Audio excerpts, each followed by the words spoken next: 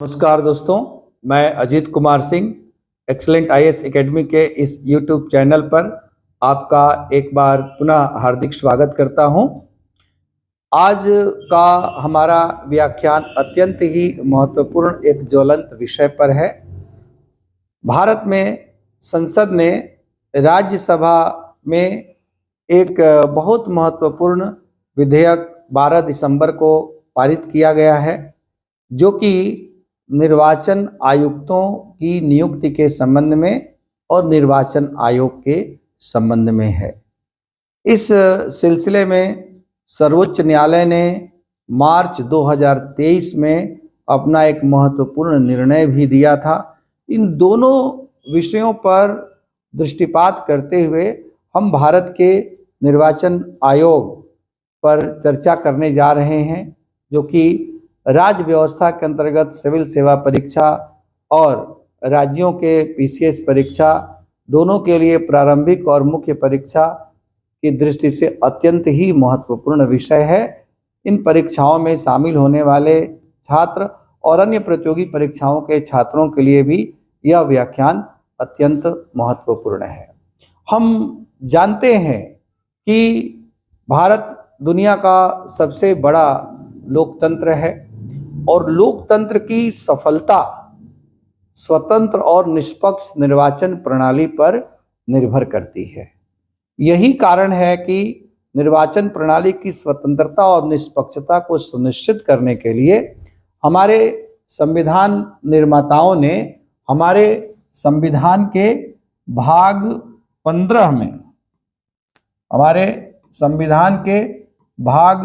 15 में अनुच्छेद 324 से लेकर 329 तक निर्वाचन आयोग के बारे में और निर्वाचन से संबंधित उसकी भूमिका के बारे में प्रावधान किया है।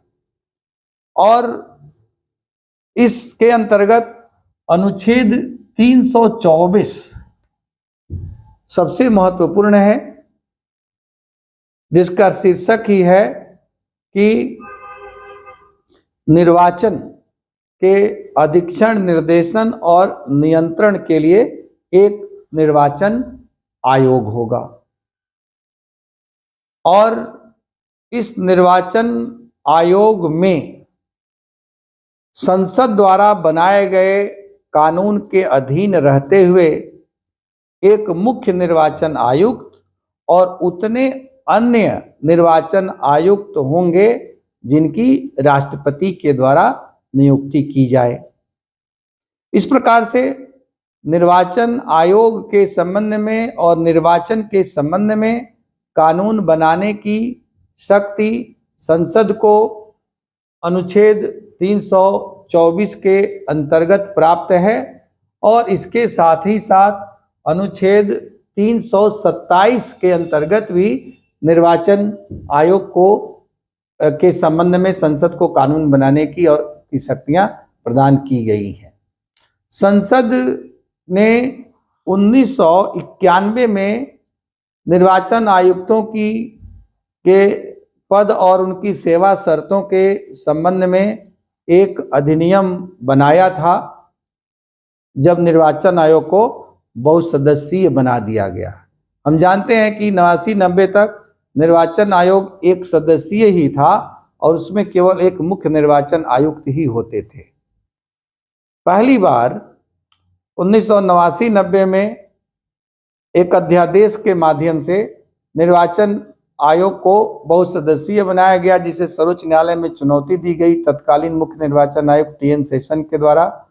आगे चल करके जो अन्य निर्वाचन आयुक्त नियुक्त किए गए थे, उनकी नियुक्ति को सर्वोच्च न्यायालय ने उचित ठहराया और फिर एक कानून बना करके संसद ने विधिक रूप से निर्वाचन आयोग को एक बहुसदस्यीय संस्था का रूप 1991 में दे दिया और तब से निर्वाचन आयोग त्रिसदस्यीय हो गया, जिसमें कि एक मुख्य निर्वाचन आयुक्त और 2 अन्य निर्वाचन आयुक्त होते हैं और अभी भी यही स्थिति है।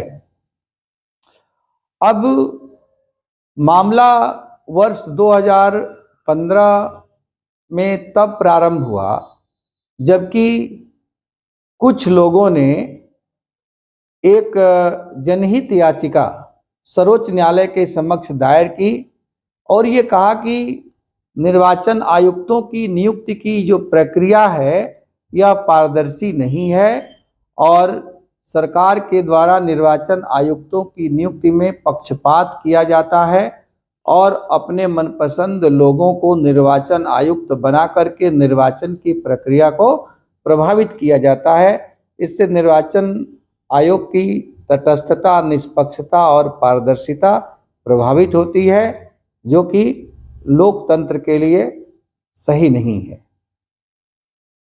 इस मामले की सर्वोच्च न्यायालय की 5 सदस्यों वाली एक संविधान पीठ ने सुनवाई प्रारंभ की और अंततः मार्च 2023 में, एग्जैक्टली 3 मार्च 2023 को सर्वोच्च न्यायालय ने एक कहा जाए कि लैंडमार्क डिसीजन दिया निर्वाचन आयुक्तों की नियुक्ति के संबंध में।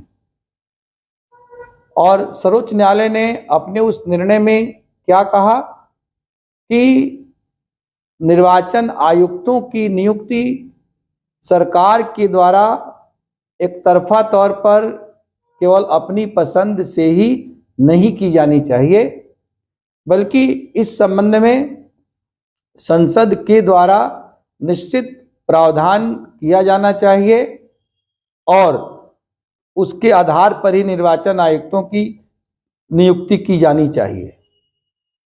और जब तक ऐसा नहीं होता है तब तक निर्वाचन आयुक्तों की नियुक्ति एक समिति के द्वारा सुझाए गए नामों में से ही की जानी चाहिए। अपने मार्च 2023 के इस निर्देश में यह निर्णय नहीं था, बल्कि संविधान के अनुच्छेद 142 के तहत सर्वोच्च न्यायालय ने इस संबंध में सरकार को निर्देश दिया था कि जब तक संसद इस संबंध में कानून नहीं बना देती है तब तक एक समिति गठित की जाए और इस समिति में 3 लोग हों, एक तो खुद प्रधानमंत्री हों, दूसरा विपक्ष के नेता हों अर्थात लोकसभा में लीडर ऑफ अपोजिशन हो और तीसरा स्वयं CJI chief justice of India या भारत के प्रधान न्यायाधीश हो। इन लोगों के अनुशंसा पर ही राष्ट्रपति के द्वारा राष्ट्रपति के द्वारा निर्वाचन आयुक्तों की नियुक्ति की जानी चाहिए, तब तक जब तक कि संसद के द्वारा कोई अन्य प्रावधान नहीं कर दिया जाता। तो एक प्रकार से सर्वोच्च न्यायालय ने इसके माध्यम से भी कह दिया कि इस दिशा में संसद के द्वारा जरूर कानून बनाया जाए। इसी के बाद संसद में इस संबंध में एक नए बिल को पारित करने की प्रक्रिया प्रारंभ हो गई। अब ये जो प्रक्रिया इस दिशा में प्रारंभ हुई तो पहले सितंबर में एक विधेयक लाया गया था जिस पर काफी विरोध हुआ। अब इस संबंध में एक संशोधित विधेयक सरकार के द्वारा लाया गया और 12 दिसंबर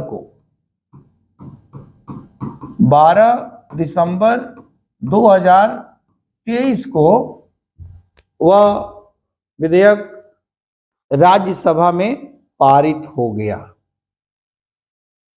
हमारे लिए विचारणीय यही है, क्योंकि यदि यह दोनों सदनों से पारित होकर के राष्ट्रपति के द्वारा इसको अधिसूचित कर दिया जाता है तो भविष्य में निर्वाचन आयुक्तों की नियुक्ति इसी में निर्धारित प्रक्रिया के माध्यम से होगी। तो इस बिल में क्या कहा गया है? तो इस बिल में निर्वाचन आयुक्तों की नियुक्ति के संबंध में दो प्रकार की समितियों का प्रावधान किया गया है। दो प्रकार की समितियों का प्रावधान किया गया है। ये दो समितियां कौन सी हैं? तो एक को कहा गया है सर्च कमेटी,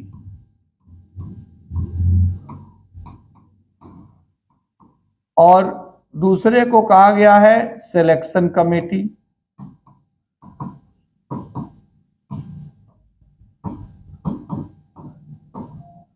सर्च कमेटी अर्थात खोज समिति, सिलेक्शन कमेटी अर्थात चयन समिति। अब सर्च कमेटी ये कहा गया कि इसमें भी 3 सदस्य होंगे, और सिलेक्शन कमेटी में भी कहा गया कि 3 सदस्य होंगे।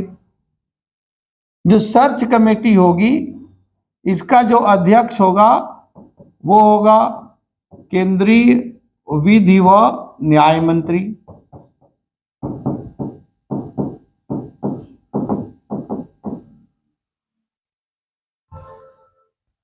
अब सर्च कमेटी कार्य क्या करेगी?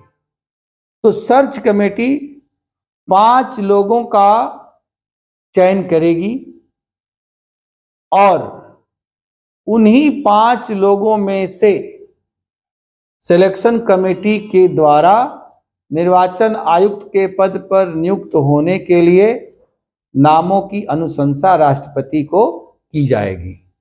तो सर्च कमेटी जो है ये 5 लोगों के एक पैनल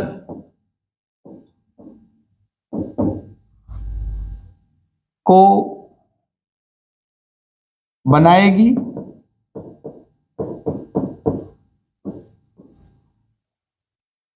इसमें कौन से लोग होंगे, किस प्रकार के लोग होंगे, किन लोगों में से इन 5 लोगों को चुना जाएगा?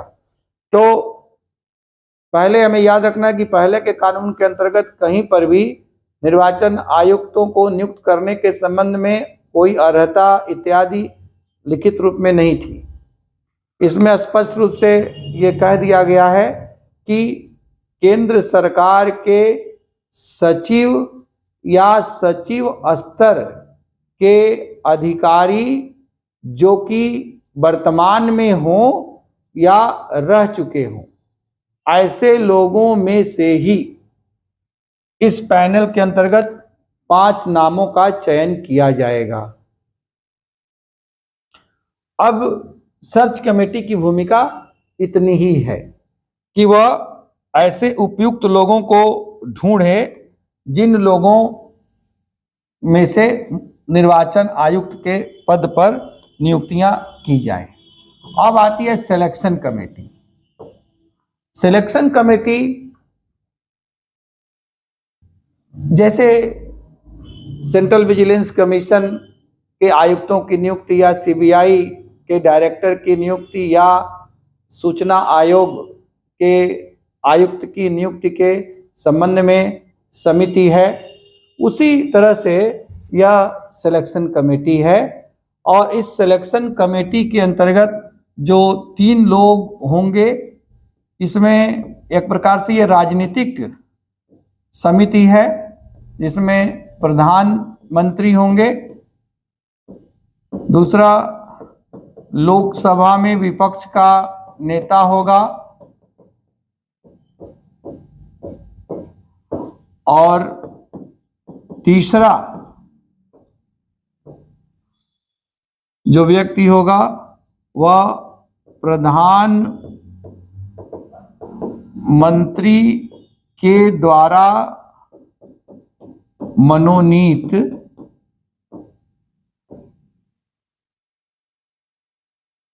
कोई कैबिनेट मंत्री होगा।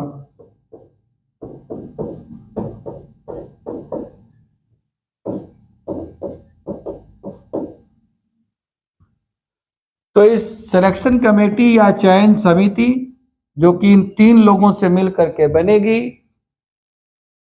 इस सिलेक्शन कमेटी के द्वारा उन 5 नामों में से ही निर्वाचन आयुक्त के पद पर नियुक्ति करने के लिए किसी नाम का चयन करेगी और उसका चयन करके राष्ट्रपति को सिफारिश करेगी कि उस व्यक्ति को निर्वाचन आयुक्त के पद पर नियुक्त किया जाए। इस नए कानून में यह प्रावधान किया जा रहा है। हालांकि अभी ये अधिनियम पूरी तरह से पारित नहीं हो, मतलब विधेयक पूरी तरह से पारित नहीं हुआ है, लेकिन पारित हो जाएगा तो इस प्रकार की व्यवस्था होगी, बशर्ते कि इसमें कोई अन्य संशोधन न किया जाए। अब दूसरी बात यह है कि इसके अंतर्गत निर्वाचन आयुक्तों का दर्जा क्या होगा। तो सितंबर में ही एक बिल बनाया गया था, उसके अंतर्गत निर्वाचन आयुक्तों के पहले के दर्जे को घटा करके केंद्र सरकार के कैबिनेट सचिव के समकक्ष उसका दर्जा कर दिया गया था, मतलब करने का प्रस्ताव किया गया था, जिसका विपक्ष के द्वारा विरोध किया गया। तो अब ये जो वर्तमान दिसंबर 2023 में जो नवीनतम विधेयक इस सिलसिले में संशोधित रूप में पारित किया जा रहा है, इसके अंतर्गत इनका दर्जा जो है सर्वोच्च न्यायालय के न्यायाधीशों के समकक्ष रखा गया है। तो सर्वोच्च न्यायालय के न्यायाधीशों के समकक्ष इनका दर्जा होगा, अर्थात जो वेतन भत्ता इत्यादि जो उनको प्राप्त होगा वही इनको भी प्राप्त होगा, और प्रोटोकॉल के तहत भी इनका दर्जा उनके दर्जे के समकक्ष माना जाएगा। इसका प्रभाव क्या होगा? तो प्रभाव के पहले हम देखें कि वास्तव में सर्वोच्च न्यायालय की जो मंशा थी, क्या वो मंशा इससे पूरी होगी? तो सर्वोच्च न्यायालय ने तो यही कहा था कि सरकार के द्वारा इस दिशा में अपेक्षाकृत पारदर्शी व्यवस्था की जाए और इस संबंध में संसद के द्वारा एक कानून बनाया जाना चाहिए। तो इस दिशा में संसद के द्वारा वो कानून बनाया जा रहा है। इसलिए सर्वोच्च न्यायालय ने जो निर्देश दिया था, एक प्रकार से हम कहेंगे कि उस निर्देश का पालन किया जा रहा है सरकार के द्वारा। अब दूसरी बात ये कि पहले केवल कार्यपालिका और वह भी मंत्रिपरिषद का एकाधिकार था मुख्य निर्वाचन आयुक्त और अन्य निर्वाचन आयुक्तों की नियुक्ति की प्रक्रिया के संबंध में, लेकिन अब ऐसा नहीं है, क्योंकि अब एक तो ये तय कर दिया गया, अपेक्षाकृत पारदर्शी हो गया कि क्राइटेरिया तय कर दिया गया कि 5 लोगों में से ही किसी को सुझाया जाएगा, जिन 5 नामों का चयन सर्च कमेटी करेगी। दूसरा ये भी हुआ कि सर्च कमेटी जिन 5 लोगों का चयन करेगी वो अपने मन से किसी भी 5 लोगों को नहीं रखेगी, बल्कि ये तय कर दिया गया कि केंद्र सरकार के सचिव स्तर के होंगे या सचिव होंगे या सचिव के रूप में रह चुके होंगे। तो एक पारदर्शिता आ गई इससे। फिर भी विपक्ष को आपत्तियां हैं। विपक्ष को आपत्तियां क्या हैं कि विपक्ष ये कह रहा है कि जैसा कि सर्वोच्च न्यायालय ने पहले जो समिति बनाने की बात कही थी, उसमें चीफ जस्टिस ऑफ इंडिया को भी शामिल किया था, तो इस सिलेक्शन कमेटी में चीफ जस्टिस ऑफ इंडिया को भी शामिल किया जाना चाहिए। मतलब कि प्रधानमंत्री हो और विपक्ष का नेता हो, और इसकी जगह पर जो प्रधानमंत्री के पसंद से जो नियुक्त किया जाने वाला था, इसको हटा दिया जाए और इसकी जगह पर इसमें भी सीजेआई को शामिल किया जाए। अब सवाल ये उठता है कि क्या विपक्ष की ये बात सही है, या जो भी इस विधेयक के आलोचक हैं उनकी यह आलोचना और यह मांग उचित है? यदि हम संवैधानिक दृष्टि से देखें और खुद सर्वोच्च न्यायालय के द्वारा दिए गए पहले के निर्णयों के आधार पर देखें, तो विपक्ष की यह बात पूरी तरह से अनुचित प्रतीत होती है। क्यों अनुचित प्रतीत होती है वो हम देखते हैं। पहली बात तो ये कि सर्वोच्च न्यायालय ने ही माना है कि सरकार के जो 3 अंग है, संविधान में तीनों अंगों के कार्यों का पृथक्करण किया गया है, जिसको हम सेपरेशन ऑफ पावर कहते हैं, शक्ति पृथक्करण का सिद्धांत। और सर्वोच्च न्यायालय ने कहा कि ये सेपरेशन ऑफ पावर का जो प्रिंसिपल है वह हमारे संविधान के बेसिक स्ट्रक्चर के अंतर्गत आता है, इसलिए अत्यंत महत्वपूर्ण है। तो ऐसे में यदि हम न्यायपालिका को भी किसी कार्यकारी कमेटी के तहत रख लेंगे तो सेपरेशन ऑफ पावर का कहीं न कहीं से उल्लंघन होगा। इस आधार पर इसका विरोध किया जाना चाहिए, इस मांग को अनुचित माना जाना चाहिए। और दूसरी बात ये कि कहीं पर भी सरकार को ही नियुक्तियां करने का अधिकार प्राप्त होता है, न कि विपक्ष को। अब विपक्ष की मांग ये है कि इसमें तो सत्तारूढ़ दल के ही 2 लोग हैं और केवल विपक्ष का एक नेता है, तो जब सहमति नहीं बनेगी तो अकेले विपक्ष का नेता विरोध करेगा तो भी उसके विरोध के बावजूद भी सरकार जिसको निर्वाचन आयुक्त के पद पर नियुक्त करना चाहेगी उसको नियुक्त करा देगी, क्योंकि 3 लोगों में बहुमत 2 लोगों का होगा, प्रधानमंत्री, और प्रधानमंत्री की पसंद का जो मंत्री होगा वो भी प्रधानमंत्री के ही पक्ष में रहेगा। तो अकेले विपक्ष का नेता विरोध करके ही क्या कर लेगा।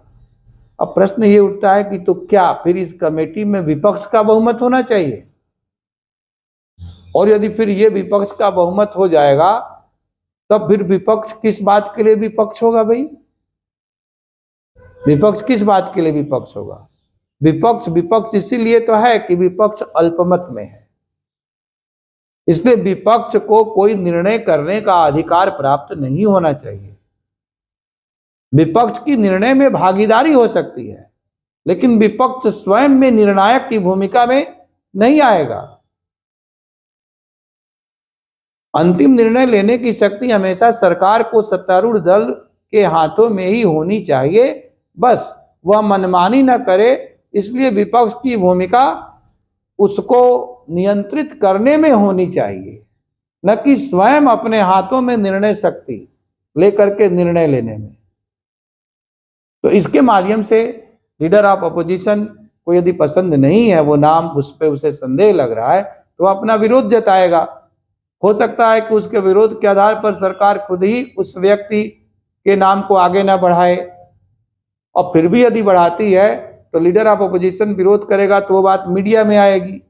मीडिया में आएगी तो संदेश जाएगा कि सरकार मनमानी कर रही है, मनमाने ढंग से निर्वाचन आयुक्तों की नियुक्ति कर रही है, उसे सरकार की छवि धूमिल होगी। सरकार अपनी छवि खुद ही धूमिल करना क्यों चाहेगी?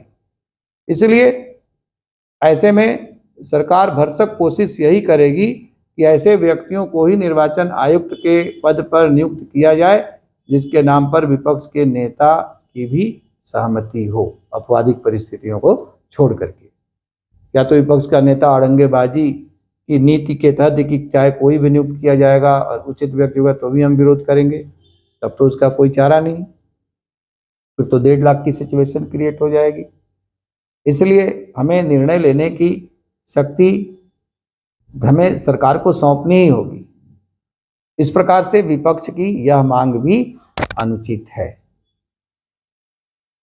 कुल मिलाकर के निष्कर्ष के रूप में हम ये कह सकते हैं कि यह जो नया विधेयक पारित किया जा रहा है हमारी निर्वाचन प्रणाली को पहले की तुलना में अधिक पारदर्शी बनाएगा।